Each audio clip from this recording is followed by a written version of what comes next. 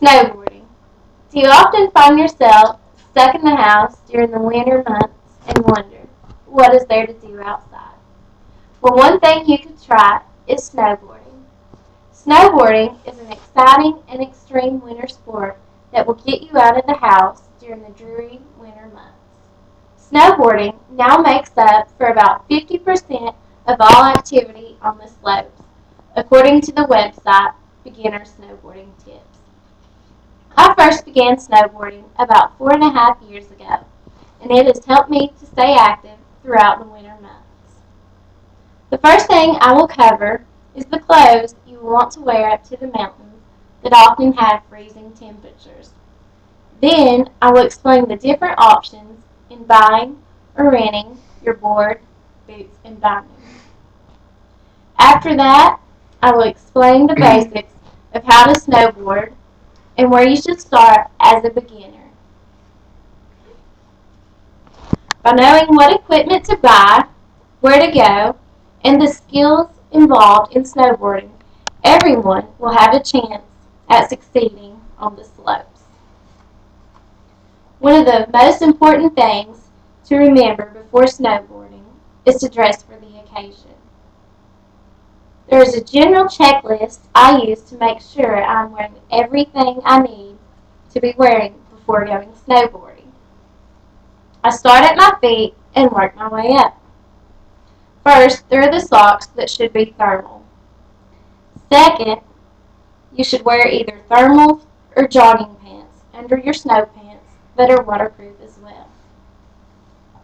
Then, you should wear a number of layers of long sleeve shirts and a jacket that is waterproof as well.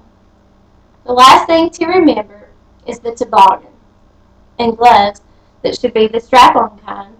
That way, this will prevent snow from getting into them.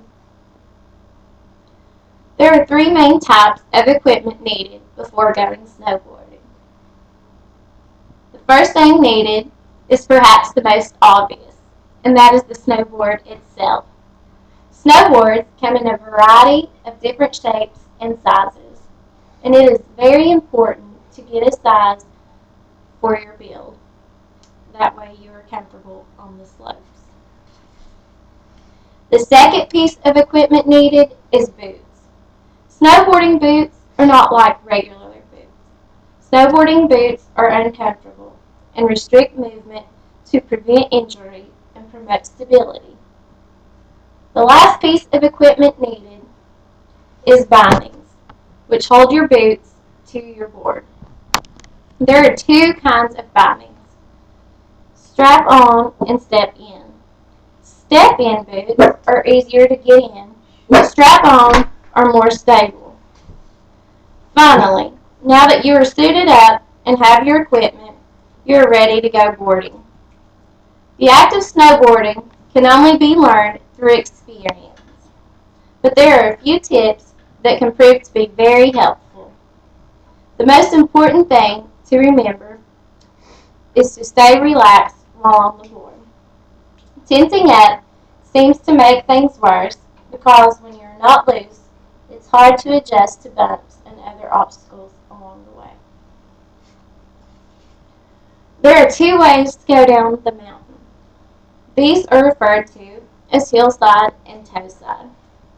It is necessary to use at least one of these methods, if not both, while going down the mountain to maintain control, especially when you are first learning. The last thing to remember is to not get frustrated. Very few people pick up on snowboarding their first couple of runs, so don't be too disappointed if you're not exactly a pro like, say, the Olympic athlete Shaun White, who participated in the Winter X Games.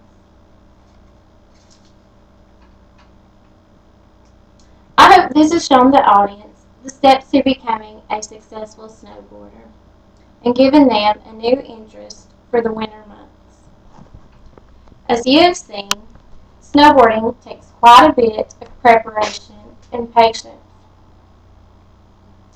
but the payoff in the end turns out to be well worth it. In addition to knowing the steps, I hope that the audience has students learn what kind of equipment to look for and how to dress properly before snowboarding. Thank you.